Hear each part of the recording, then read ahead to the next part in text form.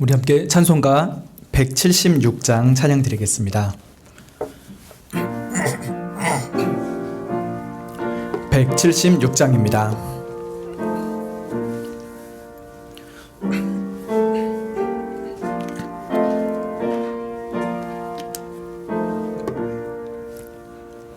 영화로우신 주 성령 나의 맘에 비추사 어둠 몰아내시고 밝게 하여 줍소서. 전능하신 주 성령 성결하게 하시고 나의 마음을 괴롭힌 죄를 멸해 줍소서. 화평하신 주 성령 슬픈 마음에 오셔서 온갖 괴로움 없애고 기쁜 마음을 줍소서. 신령하신 주 성령 나의 마음에 계시사 망령된 일 고치고 홀로 주관 합소서. 아멘.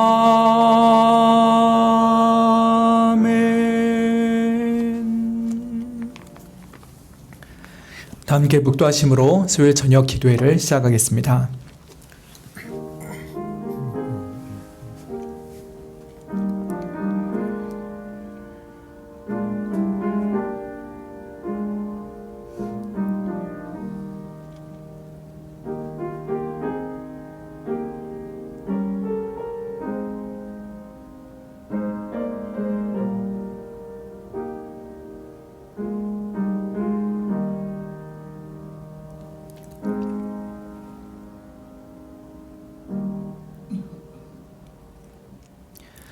찬송가 41장 찬양 드리겠습니다.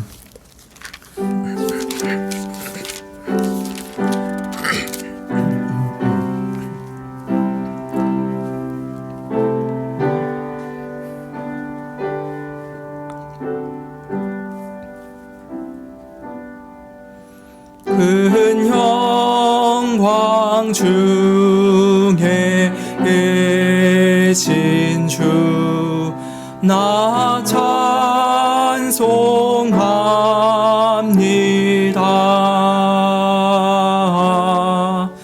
영원히 계신 주 이름 나 찬송합니다.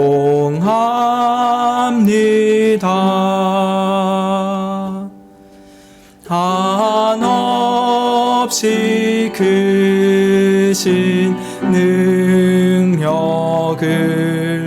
나 찬송합니다.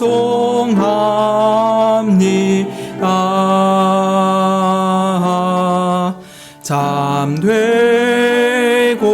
미쁜 그 언약 나 찬송합니다. 온 천지 창조하시던 그 말씀 힘이 있어 영원히 변치 않는 줄 나 믿사옵니다.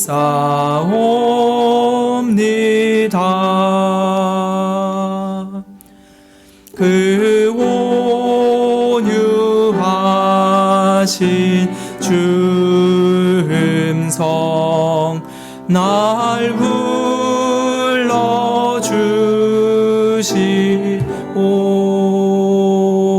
불러주시오. 그 품에 품어 주시니 나 찬송합니다.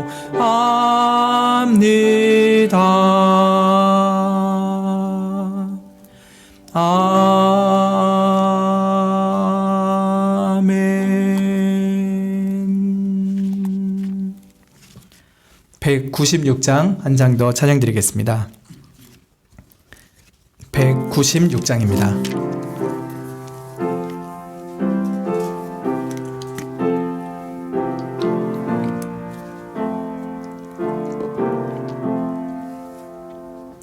날 구원하신 예수를 영원히 찬송하겠네. 저 죄인 어서 주께 와 죄 사유하심 받아라. 구하라 주실 것이요 찾으라 얻을 것이라. 죄 중에 상한 영혼을 주 온전하게 하시네.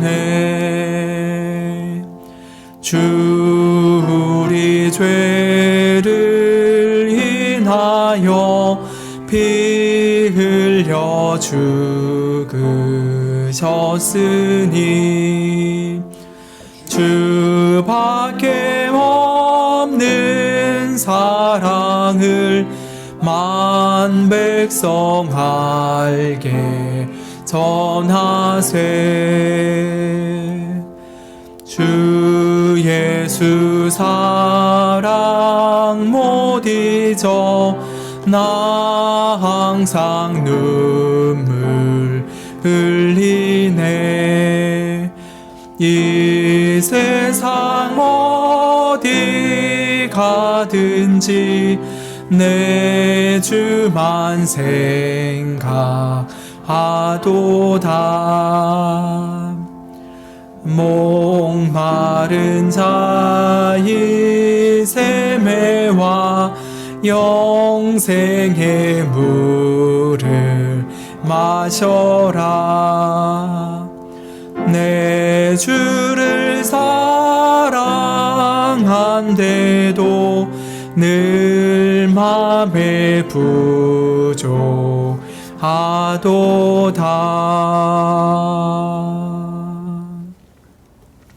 함께 기도드리겠습니다. 하나님, 주님 앞에 참으로 흠이 많고 냄새나며 추악하기 그지없는 우리들이지만 우리를 세상에 둘도 없이 사랑스러운 주님의 자녀로 불러주시고 주님의 자녀답게 우리를 깨끗이 씻어주시며 날마다 우리를 주님 닮아가게 하여 주셔서 그 구원의 모든 은택을 생각할 때마다 하나님께 감사의 찬양을 올려드리게 됩니다. 정말 이런 사랑 받을 자격도 없는 자들이고 너무나도 과분한 은혜를 날마다 받고 살아가고 있으니 우리의 입이 다 마르도록 주님을 찬양할지라도 그 찬양을 다 할 수 없을 것입니다. 그러나 그 큰 사랑을 받았음에도 우리가 또 얼마나 많은 죄를 날마다 짓고 있는지 우리의 손으로 다 헤아릴 수도 없을 지경입니다. 우리 자신의 죄가 너무나도 크고 추악하여 감히 하나님 앞에 얼굴도 들 수 없는 우리들이지만 그래도 우리에게 주신 예수 그리스도의 보혈의 공로를 의지하며 주님 앞에 나와 또다시 기도하게 하시고 예배드리게 해주셔서 진심으로 감사를 드리옵나이다. 이 시간 우리의 모든 죄와 허물을 예수 그리스도의 보혈로 깨끗이 씻어주시옵고 또한 주께서 우리의 심령 가운데 세우시기로 하신 그리스도의 그 완전하신 아름다운 형상을 우리 가운데 친히 이루어주시기를 간절히 바라옵나이다. 세월이 갈수록 우리의 겉사람은 후패하여질지라도 우리의 속사람은 날로 새로워져서 참으로 그리스도의 장성한 분량에 이르기까지 우리의 영혼이 더욱더 성숙하여지고 주님 닮아가게 해주시길 원합니다. 그래요, 우리를 보는 이마다 하나님이 저 사람을 저렇게 만드셨다면 하나님은 얼마나 선하신 분인가, 하나님은 얼마나 자비로우신 분인가, 얼마나 공의로우신 분인가 하며 우리를 통하여 하나님 아버지를 보게 하여 주시고 또 우리의 입술을 통하여 하나님의 복음이 선포될 때 그들이 꼭 믿을 수 있도록 하여 주시기를 원하옵나이다. 우리의 교우들 또 교우들의 가족들이 중한 육신의 질병으로 인하여 침상에 있고 또 병원을 다닙니다. 사람이 치료한 듯 하지만 오직 유일하신 치료의 근원자는 오직 하나님이심을 믿사오며 주님께 치료를 의탁합니다. 육신의 질병을 고쳐주시며 또 생명을 연장시켜 주실 뿐만 아니라 무엇보다 그 누구도 고칠 수 없는 영혼의 질병, 그 죄를 깨끗이 고쳐주시기를 간절히 바라옵나이다. 참 우리가 살면서 많은 선택의 기로에 있습니다. 특별히 우리의 자녀들 큰 시험을 치르고 또 어느 대학을 가야 할지 고민하고 있으며 또 여러 청년들이 대학 이후에도 많은 진로에 대한 고민을 가지고 주님 앞에 기도하고 있습니다. 사람이 자기의 길을 계획할지라도 그 걸음을 인도하시는 분은 오직 하나님이시오니 모두가 하나님 앞에 엎드려 기도하는 자녀들 되게 하여 주시고 정말 주님께서 친히 인도하시는 길을 따라 담대하게 나아갈 수 있게 해주시기를 원합니다. 비록 그 길이 굽어도는 것 같고 또 자신이 원치 않는 길로 보인다 할지라도 그 모든 것을 합력하여 선을 이루어내시는 선하시고 전능하신 하나님의 지혜만을 신뢰하며 우리 자녀들이 이런 시간을 통하여 더욱 하나님의 인도자 되심을 굳게 체험할 수 있게 하여 주시기를 간절히 바라옵나이다. 세계 여러 곳곳에서 전쟁이 계속되고 있사오니 주님 칼을 모두 패하게 하시고 창을 깎게 하여 주시고 오직 하나님 안에서의 참된 용서와 평안을 얻게 하여 주시기를 원하옵나이다. 하나님 이 시간 우리 마음 가운데 하나님의 말씀을 간절히 사모하게 하여 주시고 또 하나님께서는 우리들에게 참으로 달콤한 생명의 말씀을 깨닫게 하여 주시옵소서. 예수님의 이름으로 기도합니다. 아멘. 오늘 하나님의 말씀은 호세아서 2장입니다.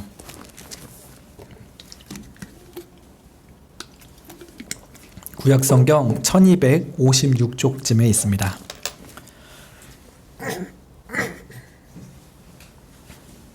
호세아서 2장 2절부터 23절까지 교독하겠습니다.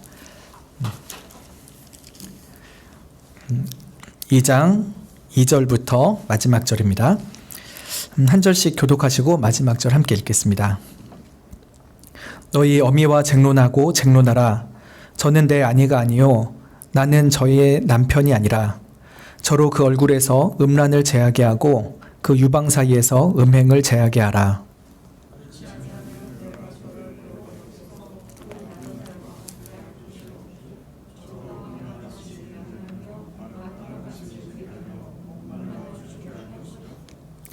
내가 그 자녀를 긍휼히 여기지 아니하리니 이는 저희가 음란한 자식들임이니라.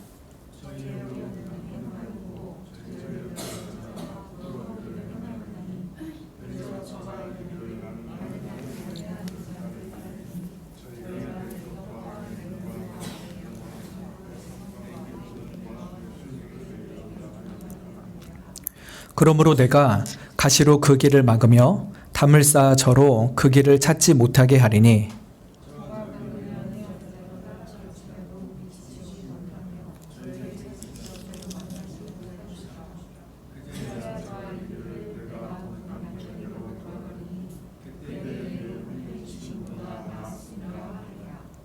곡식과 새 포도주와 기름은 내가 저에게 준 것이요 저희가 바알을 위하여 쓴 은과 금도 내가 저에게 더하여 준 것이오늘 저가 알지 못하도다.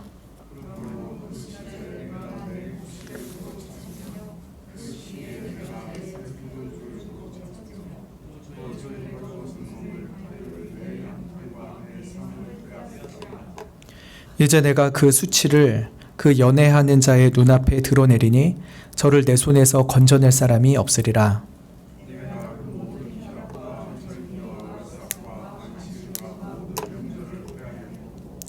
저가 전에 이르기를 이것은 나를 연애하는 자들이 내게 준 값이라 하던 그 포도나무와 무화과 나무를 거칠게 하여 수풀이 되게 하며 들 짐승들로 먹게 하리라.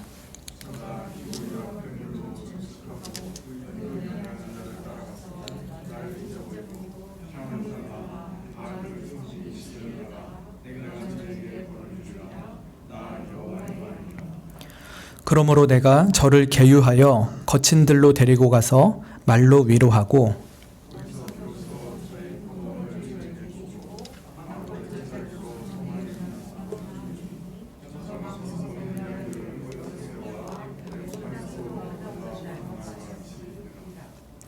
여호와께서 이르시되 그날에 내가 나를 내 남편이라 일컫고 다시는 내 바알이라 일컫지 아니하리라.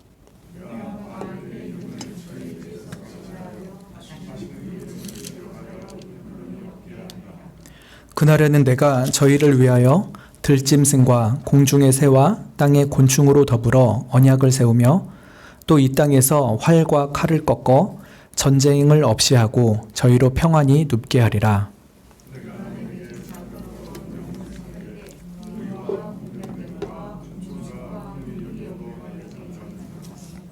진실함으로 내게 장가 들리니 내가 여호와를 알리라.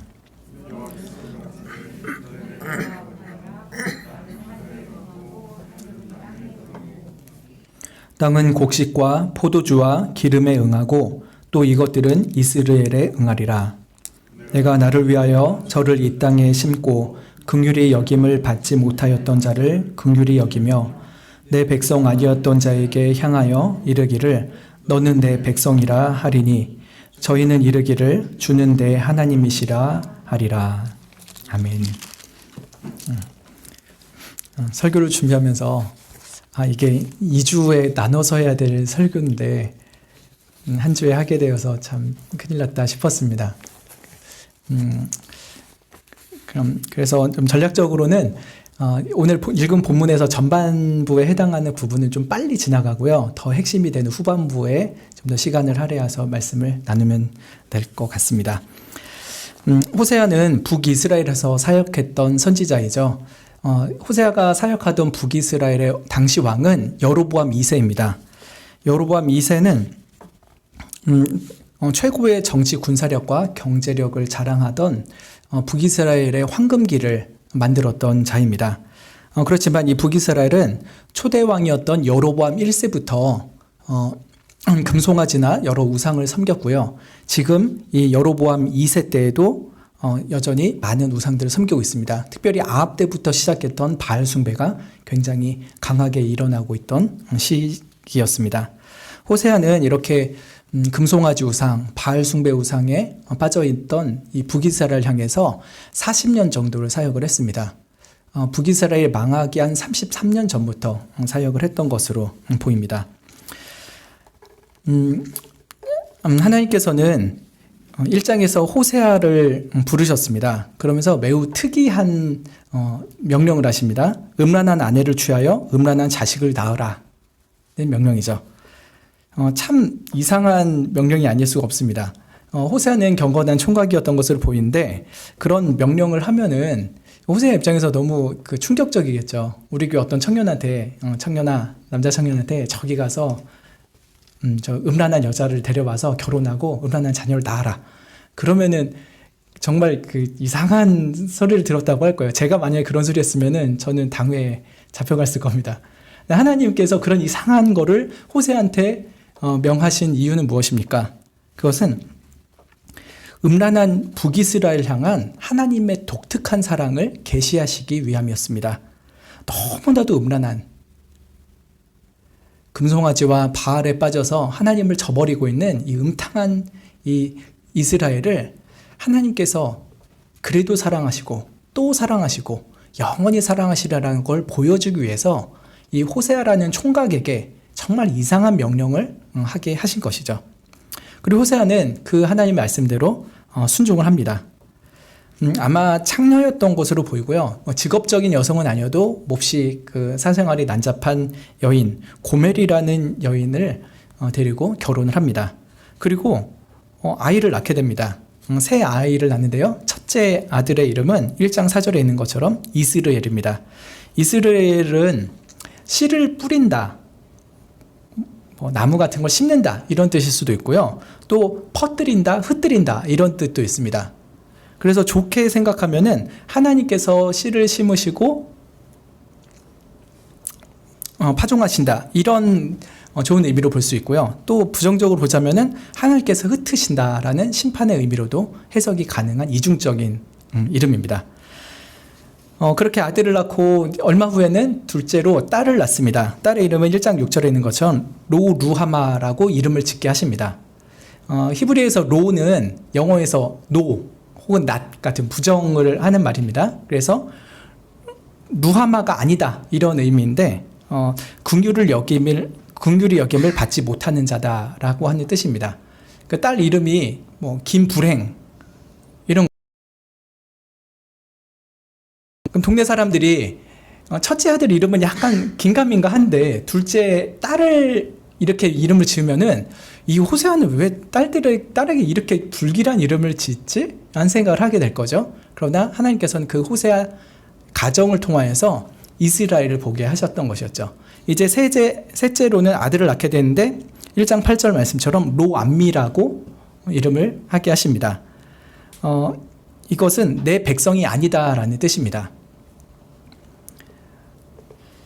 옛적에 하나님께서는 아브람과 그 후손에게 너희는 내 백성이라 라고 하여 주셨죠. 그런데 지금은 북이스라엘 향하여서 너희들은 내 백성 아니다 라고 하면서 마치 이혼을 선언하는 것 같은 이름을 붙이게 하신 것입니다. 이렇게 1장에서 호세아가 이상한 결혼을 하고 이상한 자녀들을 낳게 된 것을 보았고요. 또 살짝 하나님께서 그러나 그럼에도 불구하고 내가 한 우두머리를 세워서 너희들을 구원할 것이다 이런 말씀을 하고 넘어갑니다. 그리고 이제 오늘 저희가 함께 읽었던 호세아 2장을 보려고 합니다. 2장 2절부터 13절에서는 하나님께서 이 음란한 북이스라엘이 어떠한 영적 간음을 했는지를 상세하게 묘사하십니다. 그리고 거기에 따른 엄혹한 징계를 예고하시는 것입니다. 이것이 2절부터 13절의 내용입니다. 아까 말씀드린 것처럼 이 부분은 좀 빨리 쓱 지나가는 식으로 살펴보려고 합니다. 먼저 2절에서 하나님은 자신을 남편으로 이스라엘 나라 전체를 아내로 또 북이스라엘 각 백성 한 사람 한 사람들을 자녀로 설정을 하시고 말씀을 시작합니다. 2절 보시면 너희 어미와 쟁론하고 쟁론해라. 저는 내 아내가 아니요 나는 저의 남편이 아니다. 이렇게 말씀하시죠. 지금 엄마 아빠가 관계가 깨졌다. 이혼했다. 자녀한테 뭔가 설명을 해야 되잖아요. 근데 어떻게 보면은 아빠가 엄마 버린 거 아니야? 아빠 미워? 이렇게 할 수도 있겠죠. 하나님이 북이스라엘 버렸어요. 하나님 미워요. 이렇게 할 수 있는 상황인데 그게 아니라는 것을 알리시려는 것이죠. 얘들아, 너희 어머니 이스라엘과 무엇이 옳고 그른지를 한번 논쟁해 봐라. 너희 어머니는 이제 내 아내가 아니다. 그리고 나는 너희 어머니의 남편 아니다. 라고 하십니다. 그러면서 왜 그런가 하는 것을 2절 하반절부터 말하는데 그 어미 되었던 이스라엘 나라 전체가 음란과 음행에 찌들었기 때문이다 라고 합니다. 그래서 저로 그 얼굴에서 음란을 제하게 하고 그 유방 사이에서 음행을 제하게 하라 라고 했죠. 너희 어머니 북이스라엘이 이렇게 나에게 음란을 행했으니 내가 그들과 이혼할 수밖에 없었다 라고 하는 것을 알리는 것이죠. 그러면서 그런 음행들을 다 제하지 아니하면은 3절 말씀처럼 내가 저를 벌거벗겨서 그 태어나던 때처럼 하게 할 것이다. 그러니까 벌거벗고 길에 나가면 너무 수치스럽잖아요. 그런 수치를 줄 것이고 또 저로 광야같이 되게 하며 마른 땅같이 되게 하여 목말라 죽게 할 것이다 라고 했습니다. 하나님의 어떠한 은택도 한 방울 받지 못하고 정말 비참한 최후를 받게 될 것이라 라고 말합니다. 그런데 이것이 북이스라엘 전체뿐만 아니라 4절에 이스라엘 백성들 한 사람 한 사람도 고통받으리라 라고 말씀하십니다. 내가 그 자녀를 긍휼히 여기지 아니하리니 이는 저희가 음란한 자식들임이니라. 그러니까 나라 전체가 이래요. 하지만 저는 깨끗해요 라고 말할 수 없고 너희들 한 사람 한 사람이 다 행악함에 치우쳐 있다라고 하는 것이죠. 왜 그런가? 5절에 저희 어미는 행음하였고 저희를 배웠던 자가 부끄러운 일을 행하였나니 저는 대저 저가 이르기를 나는 나를 연애하는 자들을 따르리니 저희가 내 떡과 내 물과 내 양털과 내 삶과 내 기름과 내 술들을 내게 준다 하였느니라. 너희 어머니부터가 행음하였다. 너희들을 배웠던 그 어머니가 부끄러운 일을 행했다. 어머니가 어떤 죄를 졌니? 나는 나를 연애하는 자들을 따라갈 거야 라고 하는 겁니다. 이거는 북이스라엘이 사랑하던 어떤 대상을 말하는데 아수르나 이집트 같은 나라를 말하는 것보다는 우상들을 말하는 것으로 해석하는 것이 더 타당할 것입니다. 그래서 북이스라엘은 그 나라 전체가 금송아지 우상을 쫓아다니고요. 또 바알을 쫓아다니고 여러 잡다한 신들을 추종하고 다녔던 것입니다. 그러면서 하는 말이 그 우상들이 나에게 떡도 주고 물도 줘요. 먹을 거 주고 나에게 양털과 삶을 줘요. 하면서 나에게 입을 것도 줍니다 합니다. 또 내 기름과 내 술들을 준다 하면서 나를 즐겁게 해주는 대상은 우상들이라 라고 한다는 것이죠. 그래서 그런 음란한 나라 그리고 그 속에서 사는 음란한 자녀들 너희들 계속 그대로 산다면 내가 심판할 것이다 라고 말씀하는 것이죠.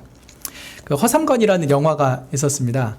원래 중국의 허삼관 매혈기라는 중국 작가의 소설을 우리나라에서 각색해서 영화로 만들었었는데 그 주인공은 하정우예요. 그 여자 주인공은 하지원이고. 근데 그 남자가 그 아내와 함께 새 아들을 낳고서 행복하게 살았습니다. 근데 한 11년쯤 지났는데 이 남자가 첫째 아들의 출생의 비밀을 알게 된 거예요. 첫째 아들은 사실 아내가 젊은 시절에 몹쓸 당하여서 그 사이에서 임신하고 낳게 된 아들이었어요. 근데 이 허삼관이라는 사람은 첫째 아들을 제일 좋아했는데 알고 보니까 자기 씨가 아닌 거예요. 그래서 아내한테 막 성질을 내고 그때부터 아들한테 그 첫째 아들을 차별합니다. 둘째 아들은 만두 사주면서 셋째 아들은 만두 사주는데 첫째 아들은 만두 안 사줘요. 하나님께서 음란한 아내 그리고 그에서 태어난 음란한 자녀들을 볼 때 진노하지 않을 수가 없겠죠. 내가 정말 사랑하고 나의 모든 것을 베풀어 주었는데 나를 버리고 다른 우상들과 놀아났다니 하나님은 진노하실 수밖에 없습니다. 그래서 6절부터 13절에서는 이런 이스라엘을 엄중하게 징계할 것이라는 것을 말씀하십니다. 먼저 6절에서 7절에는 하나님께서 그들이 우상을 향해 가는 모든 발걸음을 방해하실 것이라 합니다. 그러므로 내가 가시로 그 길을 막으며 담을 쌓아 저로 그 길을 찾지 못하게 하리니 저가 그 연애하는 자를 따라갈지라도 미치지 못하며 저를 찾을지라도 만나지 못할 것이라. 그제야 저가 이르기를 내가 본 남편에게로 돌아가리니 그때 내 형편이 지금보다 나았음이라 하리라. 그 우상을 찾아 나서는 악한 길을 막으시고 그 삶이 괴로워지면은 그제서야 나를 참으로 사랑했던 이는 내 본 남편 하나님이었구나, 여호와 하나님밖에 없구나 하면서 주님께 돌아오게 될 것이라고 하는 것이죠. 우리의 삶 가운데 하나님 말고 내가 더 의지하고 더 사랑하는 무엇인가가 있습니까? 그것이 돈일 수도 있고요, 사람일 수도 있고 어떤 사랑일 수도 있겠죠. 또 어떤 목표일 수도 있겠습니다. 그것을 우상 삼아 막 그것을 쫓아다니면서 하나님과의 관계가 멀어지고 하나님을 멀리 떠나 있을 때 하나님께서는 우리의 삶 가운데 가시 울타리를 치십니다. 또 벽을 만드세요. 그래서 우리가 그런 것들을 추구하며 나아가는데 자꾸 실패하게 하시는 거예요. 예를 들어 하나님보다 내가 사회적 성공이 더 중요하다. 그래서 정말 밤낮 예배도 안 드리고 기도도 없이 말씀 생활도 없이 그냥 막 쫓아다닌다. 그러면요, 하나님께서 거기서 오히려 실패를 주시는 거예요. 가시 울타리를 치시고 벽을 세워가지고 그 성공에 다가가지 못하게, 그 성공을 쫓아가지만 결코 만날 수 없게 만드시기도 합니다. 그러나 그것이 괜히 하나님이 심술궂은 회방꾼이어서 그러는 것이 아니라 우리를 지극히 사랑하시는 분이기 때문에 그런 것이라는 것을 이렇게 우리에게 알려주십니다. 다음에 8절에서는 모든 세상적인 공급들을 끊으시리라 라고 말씀하십니다. 곡식, 새 포도주, 기름 다 내가 준 것이지. 그런데 그리고 저희가 바알을 위해서 쓴 은과 금도 다 내가 너희들한테 줬었지. 근데 너희들은 그걸 나한테 받았다고 생각을 하지 않는다. 오히려 그것을 다 그 우상들한테 받았다고 착각을 하고 있지.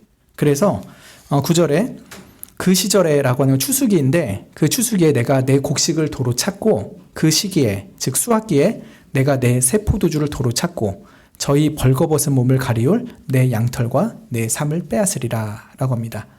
하나님께서 우리의 삶 가운데 필요한 의식들을 다 주시는 분이죠. 하나님 외에 그 누구로부터 받는 것이 아닙니다. 그런데 우리는 하나님 외에 다른 것들이 나에게 주는 것처럼 어떤 사람을 의지하기도 하고, 나에게 유산을 물려줄 부모를 의지하기도 하고, 나에게 돈을 주어주는 사장을 의지하기도 하면서 참된 필요의 공급자이신 하나님을 외면하기도 하죠. 그럴 때 하나님께서 내가 너희들에게 공급했던 것들 다 거둘 것이다 라고 엄포를 넣으시는 것입니다. 세 번째로는 이 세상의 모든 그 영적인 즐거움 다 걷어가실 것이라 합니다. 11절에 모든 희락, 절기, 월삭, 안식일, 모든 명절을 폐하신다라고 하죠. 이때 그들은 하나님께 나와서 예배드리면서 오직 하나님만 주시는 참된 그 영적인 즐거움, 그 세상은 줄 수 없는 참된 만족을 누리게 하셨었는데, 그들이 이제 더 이상 하나님 앞에 참된 예배를 드리지 않잖아요. 그러니까 너희들 우상한테 그렇게 제사 드리고 내 앞에 나와봤자 위선적인 가짜 제사 드릴 바에는 그런 거 다 하지 못하게 할 것이다. 그리고 너희들이 진정한 영적 기쁨을 다 빼앗길 것이다 라고 말씀하십니다. 네 번째로는 12절에 우상들한테 받았다고 하는 포도나무, 무화과 나무를 다 거칠게 할 것이라 라고 합니다. 북이스라엘 사람들은 포도나무, 무화과 나무를 내가 연애하던 그리고 나를 사랑했던 우상들이 준 것이라 라고 착각을 합니다. 이 포도나무는 바알이 주었지, 이 무화과 나무는 금송아지가 주었지 하는데, 하나님께서 그런 그들에 대한 심판으로서 포도나무, 무화과 나무를 수풀이 되게 하고 들짐승들이 다 먹어치우게 할 것이라 라고 하십니다. 끝으로 다섯 번째로는 13절에 그들이 음란하게 치장하고 바알을 숭배했던 날만큼 불행하게 하실 것이다 라고 하시죠. 저가 귀고리와 폐물로 장식하고 그 연애하는 자를 따라가서 나를 잊어버리고 향을 살라 바알들을 섬긴 시일을 따라 내가 저에게 벌을 주리라. 나 여호와의 말이니라. 북이스라엘이 나라가 시작한 때부터 금송아지 우상 숭배로 시작을 했습니다. 그것을 여호와라고는 하지만 사실은 하나님이 금송아지일 리가 없잖아요. 그리고 금송아지 형상으로 자신을 예배해달라고 한 적도 없으시잖아요. 그러니까 북이스라엘은 처음부터 음란하게 우상 숭배하던 나라입니다. 그렇게 우상 숭배했던 그 횟수만큼 내가 너희들에게 벌을 주리라 라고 말씀을 하는 것이죠. 특이한 것은 바알들이라고 표현하는 것입니다. 바알이 하나가 아니라요, 여럿입니다. 그 지역에 따라서도 바알의 이름이 여럿이 있습니다. 바알 스본, 바알 갓, 바알 하몬. 그래서 각 지역마다 조금씩 바알의 이름이 다르고요. 또 바알마다 특성이 좀 다르게 부여됩니다. 그래서 언약의 주, 맹세의 신성함을 지키는 바알은 바알 브롯이라는 이름이 있고요. 또 파리들의 주, 파리 재앙을 막아주는 바알은 바알 세붑이라고 합니다. 또 죄를 관장하는 바알은 바알 부올이라고 하죠. 이렇게 바알이 큰 의미에선 비슷한데 각 지역이나 특성에 따라서는 여러 버전이 있는 것이죠. 근데 여기서 바알들은 딱 바알만이 아니라 북이스라엘이 섬겼던 모든 우상들을 통칭하는 것이 틀림없습니다. 그래서 하나님은 북이스라엘에게 이렇게 6절부터 13절에 이르는 다양한 벌을 주심으로써 그들이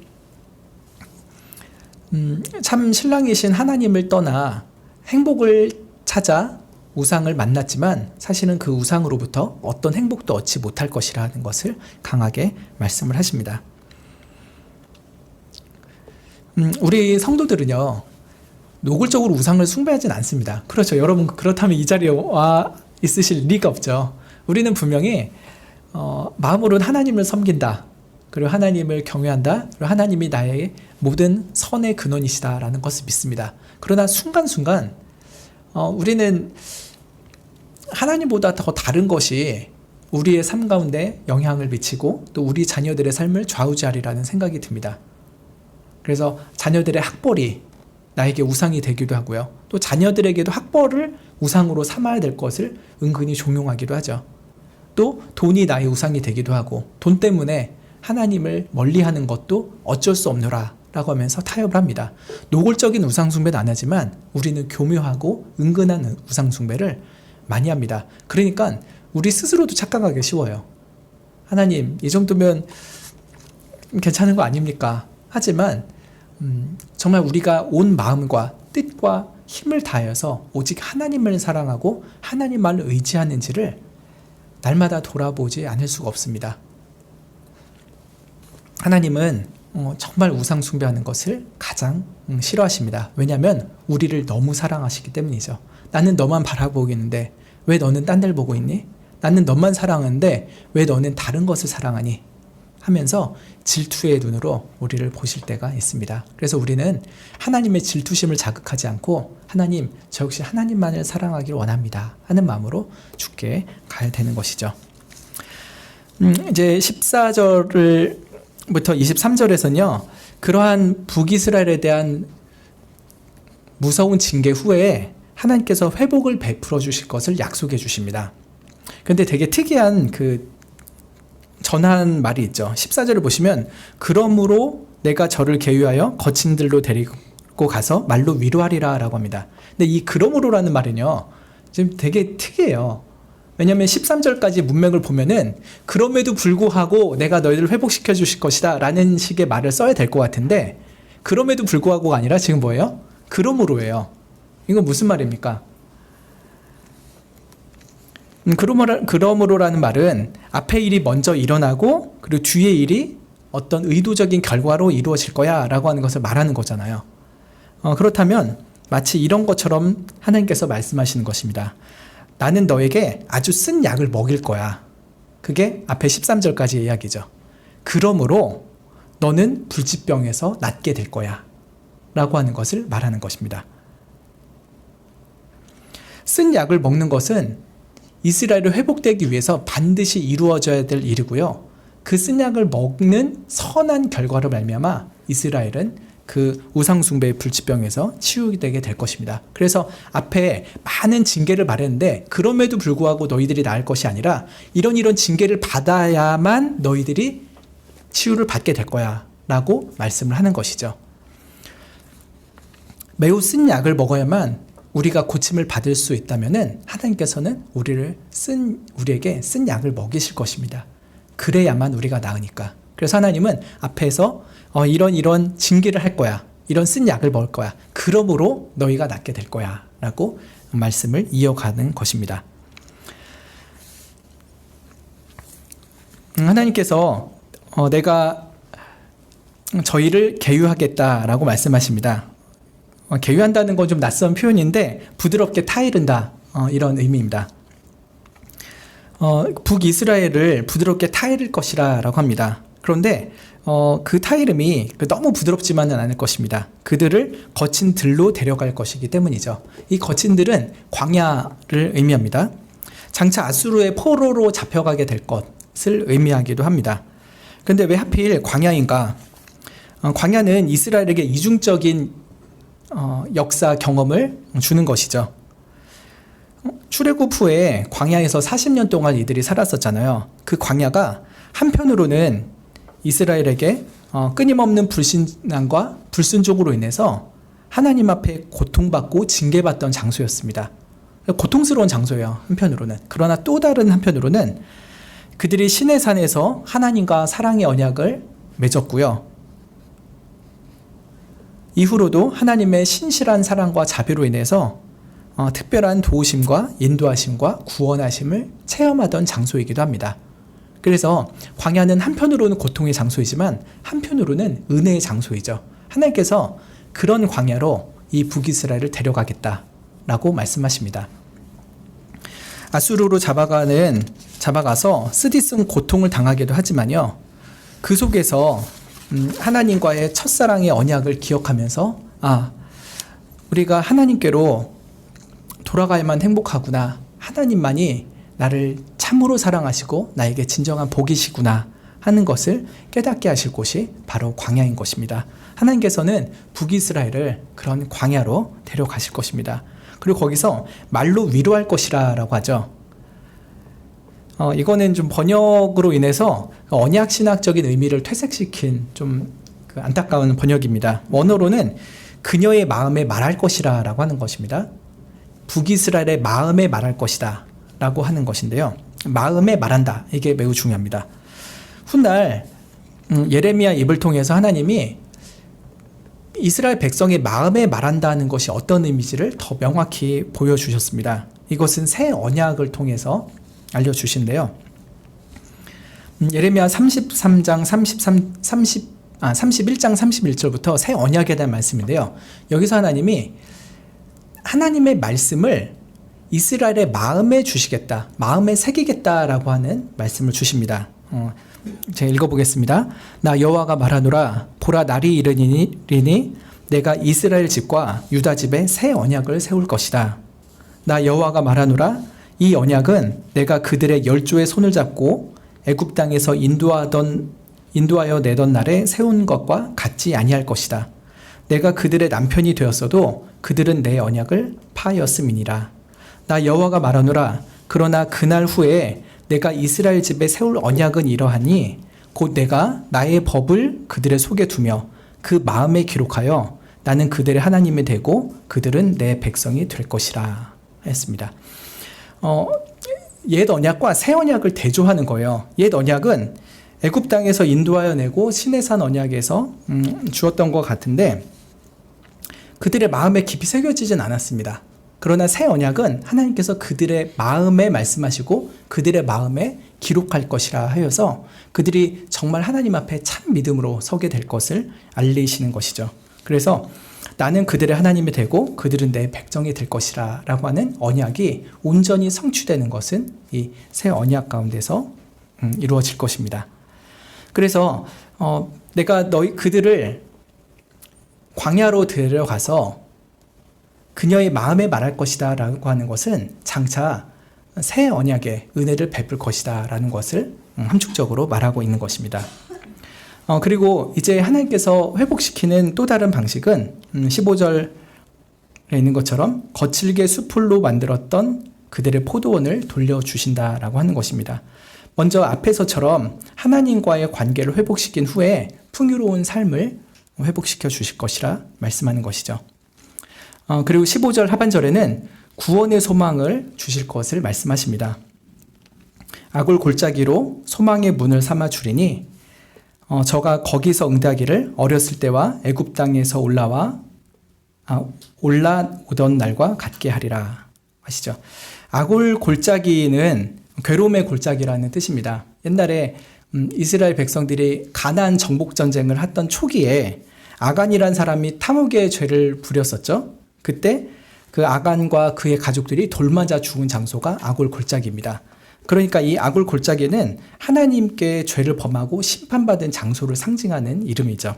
그런데 그 죽음의 땅 아골 골짜기가 이젠 소망으로 들어가는 활짝 열린 문이 될 것이라 라고 말씀하십니다. 어떠한 저주와 어떠한 죽음조차도 하나님께서 모두 패하시고 그들에게 소망과 구원의 은혜를 주시겠다라고 약속을 해주시는 것이죠. 그때 이스라엘 백성들은 하나님을 찬양하라 하는 그런 화답을 하게 될 것이라 라고 말씀하고 있습니다. 그리고 또 이스라엘에게 주실 회복의 은혜는 16절, 17절에 있는데 하나님을 부르는 호칭이 달라지게 될 것이라 라고 합니다. 여호와께서 이르시되 그날에 내가 나를 내 남편이라 일컫고 다시는 내 바알이라 일컫지 아니하리라. 그날에라는 것은 하나님께서 그대로 회복시키는 날을 의미하죠. 근데 그때 이스라엘 백성들이 하나님을 뭐라고 부른다고요? 내 남편이라 부른다 합니다. 그리고 뭐라고는 부르지 않는다고요? 내 발이라고는 부르지 않는다라고 하죠. 이 발이라는 히브리 단어는 주인, 주라는 뜻도 있고요. 남편이라는 뜻도 있습니다. 그래서 하나님을 나의 발이라고 부르면 됩니까? 안 됩니까? 돼요. 말 자체는 틀리잖아요. 하나님은 나의 주이십니다. 하나님은 나의 주인이십니다. 하나님은 나의 남편이십니다. 라고 말하는 거니까 하나님은 나의 발이십니다. 라고 말해도 돼요. 그 말은 맞아요. 근데 문제는 뭐냐면 이방신 바알도 이름이 바알이라는 거예요. 그러니까 나의 발이다 라고 말할 때 그것이 어떻게 보면은 하나님을 부르는 것 같기도 하고 어떻게 보면 우상의 이름을 부르는 것도 같겠죠. 북이스라엘은 금송아지 우상도 섬기고 바알도 섬기지만 여호와를 섬기는 것도 어느 정도 남아 있었습니다. 혼합적이었어요. 그러니까 이들이 하나님을 섬기는 척하면서 나의 발이셔라고 하면서 부를 수도 있겠지만 속으로는 우상을 생각하면서 나의 발이여라고 말할 수 있겠죠. 바알은 나의 신입니다.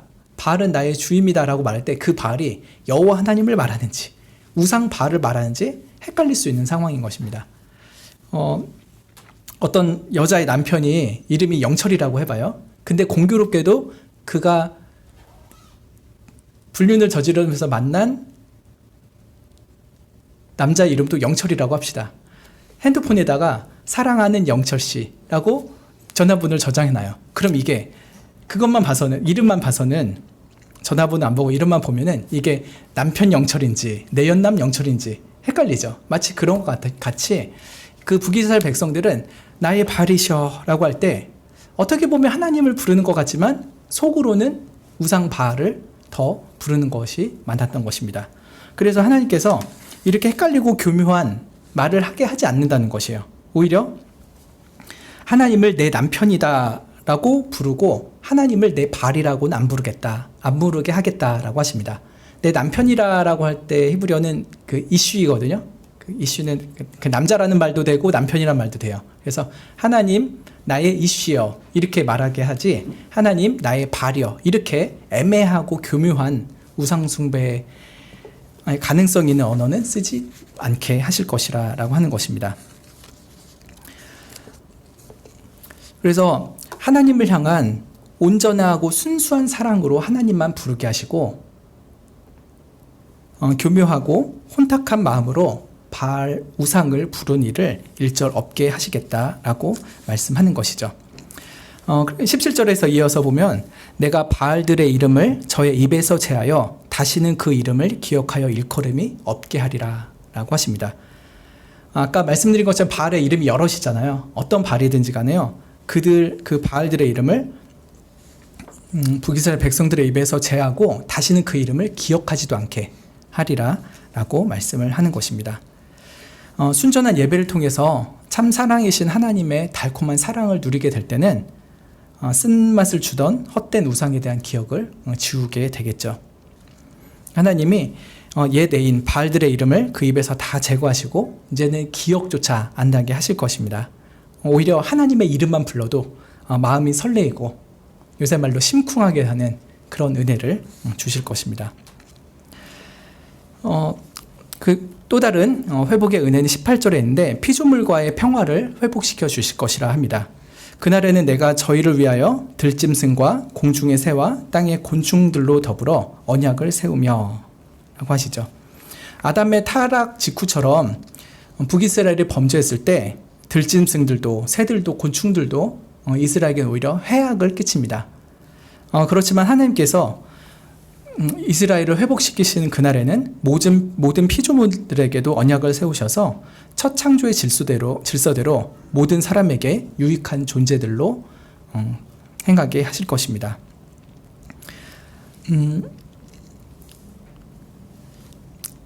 이것을 그 동시대에 비슷한 상황에 빠졌던 그 남유다에게 하나님께서 이사야를 보내서 선포하신 말씀과 비교해 볼 수 있습니다. 남유다도 많은 우상에 빠져 있었죠. 그때 하나님께서 이사야를 보내셨는데 장차 메시아를 통해서 이루실 풍경에 대해서 말씀하셨죠. 우리가 너무 잘 아는 것인데요. 이사야 11장 6절부터 9절입니다. 송아지와 어린 사자와 살찐 짐승이 함께 있어서 어린아이에게 끌릴 것이다.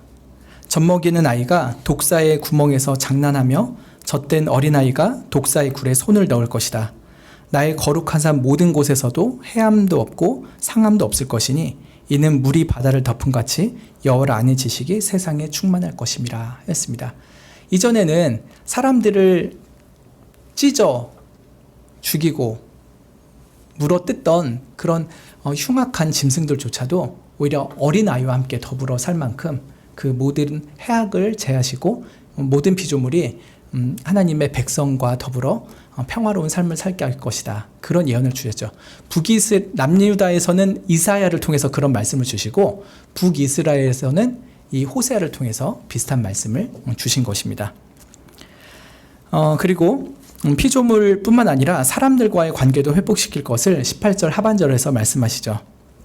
이 땅에서 칼과 활을 꺾어 전쟁을 없이 하고 저희로 평안히 눕게 하리라. 모든 전쟁 무기를 꺾으시고 피비린내 나는 전쟁을 없이 하시고 평안히 거하게 하실 것입니다. 하나님과의 관계가 바로 설 때 이웃과의 평안이 이루어지고 생활의 안정이 회복되는 것이죠. 그리고 오늘 설교에서 가장 중요한 부분인데 19절과 20절에 하나님께서 이스라엘에게 장가들리라 라고 말씀을 하십니다. 호세아가 음란한 아내 고멜과 결혼하게 하시고 자녀를 낳게 하시면서 계시하려고 했던 핵심 내용이 사실은 하나님이 북이스라엘과 결혼하겠다라고 하는 것에 있음을 알리는 구절입니다. 하나님의 가슴 설레이는 프로포즈이죠. 전에는 음란한 아내 이스라엘에게 이혼 통보를 하셨지만 이제는 이스라엘을 순결한 처녀로 여기시고 결혼하는 것처럼 새 결혼 언약을 맺어 주실 것을 제안하십니다. 3번이나 너에게 장가들겠다라고 하시죠.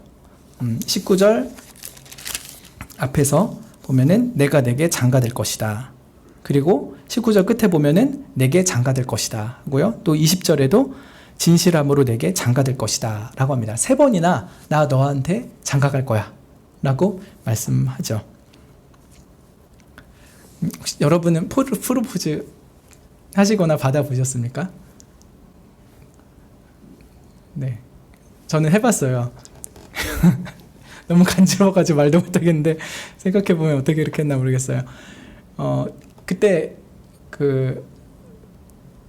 정말 당신을 사랑하고 당신과 결혼하고 싶습니다 라고 하는 것을 아주 강하게 그리고 또 부드럽게 그리고 분명하게 표현을 해야 되는 것이죠. 하나님께서 지금 이스라엘 백성들에게 그렇게 하시는 거예요. 나 너한테 장가갈 거야. 근데 이 장가된다는 말이 우리가 생각하는 결혼이랑은 약간 달라요. 그 히브리어로는 정혼에 더 가까운 표현입니다. 근데 정혼은 우리나라 말로는 약혼이라고 많이 얘기가 되죠. 근데 우리나라의 약혼은 이스라엘의 정혼보다는 약간 더 약해요. 느낌이. 근데 이스라엘의 정혼이라고 하면은 결혼이 거의 확실시 되는 겁니다. 이변이 없는 한 정말 결혼하는 더 강한 결속력이 있는 것이 정혼입니다. 예수님의 모친 마리아와 요셉이 정혼을 했었잖아요. 결혼은 아니고 정혼이었거든요. 그럼에도 불구하고 법적으로는 부부로 간주가 된 거예요. 그래서 그 아내 마리아가 정혼한 상태였을 때 임신을 한 얘기를 듣고서는 그걸 끊으려고 했던 것도 그렇죠. 약혼보다는 훨씬 더 강한 결속력이 있는 게 정혼이라는 것입니다. 그리고 반드시 결혼에 이르는 것이 정혼이죠. 하나님께서 내가 너에게 장가들리라, 내가 너에게 정혼하리라, 그리고 반드시 결혼하리라 라고 하는 것을 이렇게 강하게 말씀하신 것입니다. 전에는 음란으로 이스라엘과의 결혼이 실패했었죠. 근데 하나님께서 지금 뭐라고 하십니까? 19절에 보시면 내가 내게 장가들어 영원히 살리라 라고 합니다. 내가 너랑 결혼하면은 절대 이혼 안 할 거야. 절대 깨지지 않고 너랑 영원히 살 거야 라고 말씀하는 것이죠. 근데 이미 한번 그냥 깨졌던 사이잖아요. 근데 어떻게 깨지지 않을 것인가에 대해서 하나님께서 말씀하십니다. 19절에 보시면 의와 공변됨과 은총과 긍휼히 여김으로 내게 장가들고 진실함으로 내게 장가들 거야 라고 하는 것이죠. 5가지가 나오는데요. 이것은 결혼 생활을 지속하기에는 반드시 필요하지만 신부된 이스라엘에게 없는 것, 그리고 오직 하나님에게만 가득한 것들입니다. 먼저 의와 공변됨이라는 것은 의로움과 공의라고 번역하는 게 더 좋을 것 같습니다. 아내들 이스라엘에게는 모든 율법과 일치하는 의로움도 공의로움도 없죠. 그래서 이 아내만 보자면 결혼 생활은 다시 깨질 수밖에 없을 것입니다. 그러나 하나님께서, 남편 대신 하나님께서 완전한 의로움과 공의로움을 친히 제공하심으로써 그녀를 흠결 없이 의롭다 하시고 공의로운 아내로 만들어 가실 것입니다. 그 여인은 그런 결혼 생활을 지탱할 공의로움도 의로움도 없지만 하나님께서 친히 그런 것을 다 가져가시고 그런 것을 무한히 제공해 주시겠다라고 하는 것이죠. 또한 은총과 긍휼히 여김을 줄 것이라 라고 합니다. 아내는 여전히 연약하지만 남편이 그녀를 향한 다함이 없는 사랑, 다함이 없는 친절을 베풀 것입니다. 그리고 긍휼히 여겨서 마치 어머니가 자식에게 느끼는 깊은 사랑과 자비를 그의 아내에게 줄 것입니다. 부부간에 서로 불쌍히 여기지 않으면요, 화가 나잖아요. 아, 저 남편은 일 갔다 오면은 왜 하나도 집안일을 도와주지 않지? 나는 애 키우고 집안일 하나 힘든데 손 하나 까딱을 안 하네? 그러면은 남편이 너무 밉죠. 그러나 남편이 얼마나 직장에서 힘들었을까? 얼마나 고됐을까? 전쟁터에서 살아남느라 오늘 얼마나 애썼을까? 하면서 여보 쉬어요. 편히 쉬어요. 이렇게 하면은 좋죠. 배우자를 긍휼히 여기고 불쌍히 여기면은 결혼 관계 유지가 됩니다. 또 남편도 그렇죠. 집에 왔는데 아내가 뭐 하루 종일 집에 있으면서 뭐 하는 것 같지도 않고 뭐 하고 지내냐? 나는 뼈 빠지게 돈 벌었는데 넌 뭐 하냐? 이렇게 하면은 아내를 불쌍히 여기지 않고 아내를 공격하는 거죠. 그러면은 화가 납니다. 그런 하나님께서는 그 아내된 이스라엘을 은총으로 그리고 긍휼히 여김으로 한없이 사랑해 주실 것입니다. 그리고 끝으로 진실함이죠. 거짓이 없는 신실함을 말하죠. 신부는 불완전하고 거짓말할지라도요, 신랑은 완전하고 거짓 없는 사랑을 날마다 베풀어 줄 겁니다. 그리고 종국에는 신부 역시 참으로 진실하게 남편을 사랑하는 그런 아내로 만들어 가실 것입니다. 이것이 옛 언약의 한계를 뛰어넘는 새 언약에서 하나님께서 베푸실 결혼 생활의 모습인 것입니다. 하나님이 우리 같은 한없이 부정하고 연약하고 음란한 우리들에게 의로움과 공의와 은총과 긍휼히 여김과 진실함을 베풀어 주시기 때문에 하나님과 우리의 결혼 생활이 유지가 되고 완성이 되는 것이죠. 마지막으로 하나님은 그 다음에 21절과 22절에 하나님은 이스라엘의 간절한 기도에 응답하실 것이라 합니다. 그날에 내가 응하리라. 내가 하늘에 응하고 하늘은 땅에 응하고 땅은 곡식과 포도주와 기름에 응하고 또 이런 것들은 이스라엘에 응하리라. 이것은 하나님께서 이스라엘 백성들에게 기도에 응답해 주신다는 거예요. 하나님, 곡식도 필요하고 포도주도 필요하고 기름도 필요해요. 그러한 기도를 응답해 주셔서 하늘에서 비를 내리시고 땅은 그런 것들을 낼 수 있게 하시겠다라고 말씀하는 것입니다. 이스라엘이라는 이름 기억나십니까? 그 고멜과 호세아 사이의 첫째 아들의 이름이 이스라엘이었죠. 아까 처음에 그 아이가 태어났을 때 이스라엘의 의미는 하나님께서 흩어버리시겠다라고 하는 부정적 의미였습니다. 그렇지만 지금 하나님이 이들을 이스라엘이라 부르시는 것은 내가 씨를 뿌리고 심겠다, 회복시켜주겠다라고 하는 긍정적인 의미를 주는 것입니다. 회복과 구원의 날에 하나님께서는 이스라엘을 복주셔서 땅의 풍성한 것들을 누리게 하실 것이라 라고 말씀하시죠. 그리고 끝으로 23절에 이런 새 언약의 새 결혼 생활의 행복을 이름을 통해서 실감나게 표현을 해주십니다. 23절에 내가 나를 위해서 이 일들을 하겠다라고 하십니다. 그것은 바로 구원의 일인데 하나님께서는 우리들의 구원을 통해서 우리들을 행복하게 하시는 것도 목적으로 삼으시지만 궁극적으로는 하나님의 이름과 명예가 높아지는 것을 궁극적으로 목표로 하십니다. 그런데 그 하나님을 위한 구원의 일들이 그들에게 주었던 이름이 변화되는 것을 통해서 알려주실 거예요. 잘 보십시오. 저를 이 땅에 심는다라고 하는 것은 몇째 자녀에 대한 얘기겠습니까? 첫째 이스라엘에 대한 얘기죠. 그들을 흩으시겠다라고 하셨던 하나님이 이제는 그들을 이 땅에 심으리라 라고 말씀을 하십니다. 그리고 그 다음에 긍휼히 여김을 받지 못하던 자를 긍휼히 여길 것이다. 몇째 자녀에 대한 얘기입니까? 둘째이죠. 로루하마, 긍휼히 여김을 받지 못한 자라는 딸의 이름을 하나님께서 바꾸시듯이 이제는 긍휼히 여겨줄 거다. 루하마라는 이름을 주실 것입니다. 그리고 세 번째로 내 백성이 아니었던 자에게 향하여 이르기를 너는 내 백성이라 하리니 라고 했죠. 이것은 몇째 자녀에 대한 얘기입니까? 셋째 자녀 로암미라는 아들이죠. 내 백성 아니다 라고 했던 이 북이스라엘을 이제는 내 백성이라 라고 하면서 은혜 언약의 복을 회복시켜 주실 것을 말씀을 하신 것이죠. 그래서 이 호세아서를 읽을 때는 이름이 굉장히 중요합니다. 하나님께서 이름을 통해서 그들을 심판하실 것을 말씀하시지만 또 이름을 계명시키심으로 인해서 그들에게 복을 주시겠다는 것을 나타내시기도 하죠.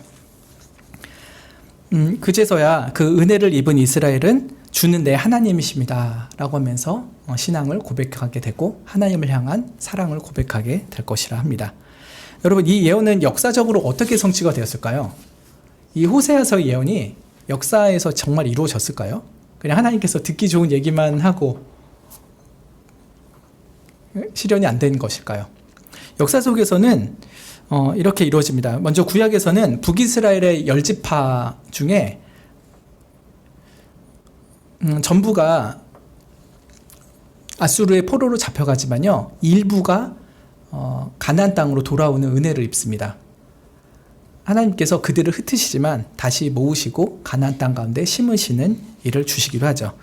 그러나 북이스라엘 대부분은요 흩어지고요 아수르에서 죽거나 여기저기 우상 숭배하고 다른 민족과 혼합되면서 잃어버리게 됩니다. 그렇지만 이런 북이스라엘을 향해서 주셨던 이런 언약이 남유다에선 좀 더 잘 일어나게 됩니다. 남유다 역시 나중에 망해서 바벨론으로 포로됐다가 돌아오게 되죠. 요새 금유기대 때 보는 것처럼 1, 2, 3차 포로 귀환민을 통해서 그들이 가나안 땅에 돌아와서 하나님의 언약의 복을 회복하는 것으로 이 호세아 예언이 남유다에서도 어느 정도는 실현이 됩니다. 그러면요, 문제는 우리예요. 이스라엘 백성들은 하나님의 은혜 받는다 치는데 우리는 별 상관없는 사람인가요? 한국 사람들은 내 백성 아니다 이렇게 하면은 우리는 영영 버림받은 존재인가요? 그렇지 않습니다. 하나님은 유대인에게만 신랑 되어주신 것이 아니라 우리 같은 이방인들에게도 신랑이 되어주신다라고 말씀하십니다. 그래서 우리는 평생 헛된 우상을 남편 삼고 살다가 비참하게 멸망할 존재가 아닌 것입니다. 이방인인 가운데서도 하나님께서는 선택한 자들을 두셨고 그들을 반드시 구원하사 자신의 아내로 삼으실 것입니다. 이 호세아서의 예언이 신약 시대인 지금 이방인의 구원을 통해서도 나타나게 될 것입니다. 그것을 어떻게 알 수 있냐? 사도 바울이 로마서 9장에서 하는 말씀이 있는데요. 이건 찾아보면 좋겠습니다. 로마서 9장 말씀입니다. 이 호세아서 2장 말씀에서 배운 이 말씀이 우리와 상관없는 말씀이 아니라요, 우리들에게 복을 주는 은혜의 성취라는 것을 알리고자 하는 것입니다. 로마서 9장 24절부터 26절인데요.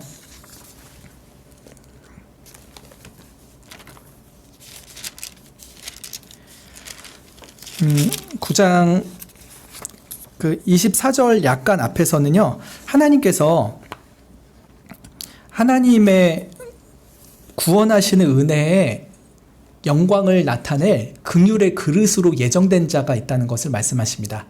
하나님께 구원받기로 예정된 사람들이 있다는 것을 미리 앞에서 말씀하세요.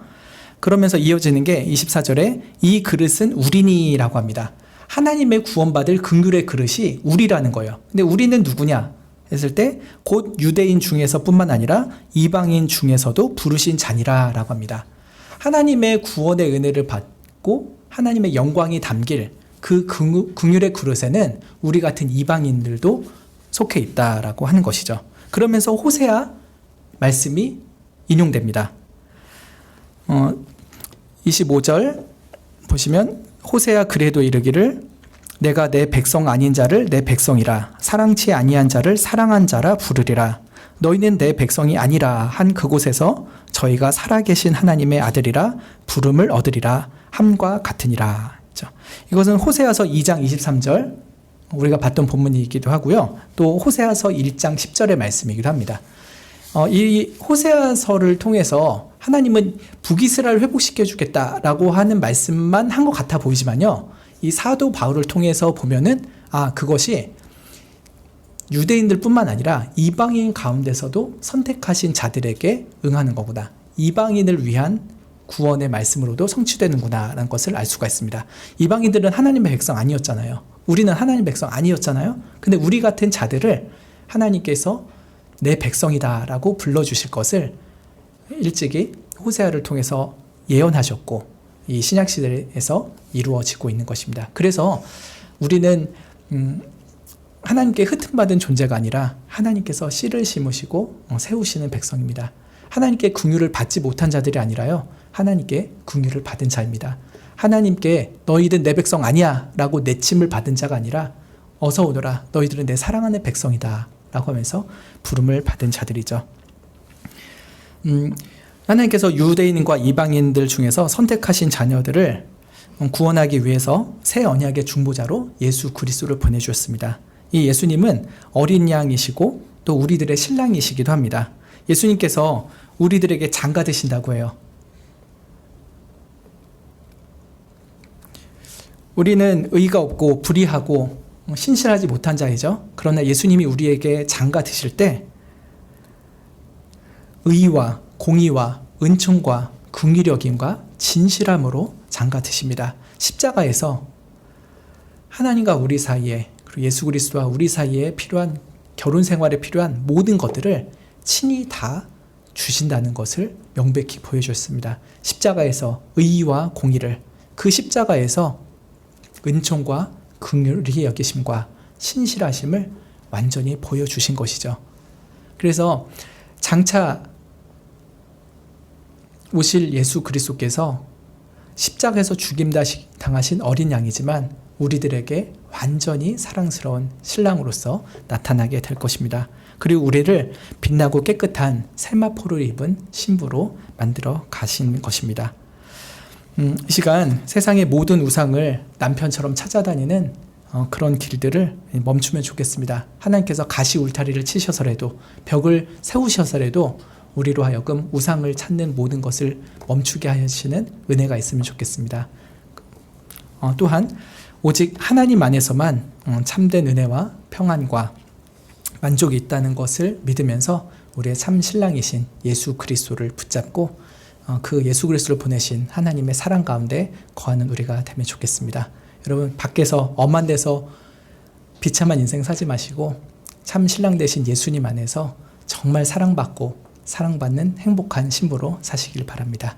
그런 은혜 주시기를 기도하면 좋겠습니다. 기도하고 마치겠습니다. 하나님, 참 온갖 우상을 찾아서 이 세상을 헤매왔지만 그곳엔 참 만족도 없었고 참 행복도 없었습니다. 그렇지만 이러한 우리들을 하나님께서 끝끝내 찾아주시고 우리를 순결한 신부 삼아 주시사 결혼하여 주시고 영원한 천국의 결혼 생활을 주신다 약속하여 주셔서 감사를 드립니다.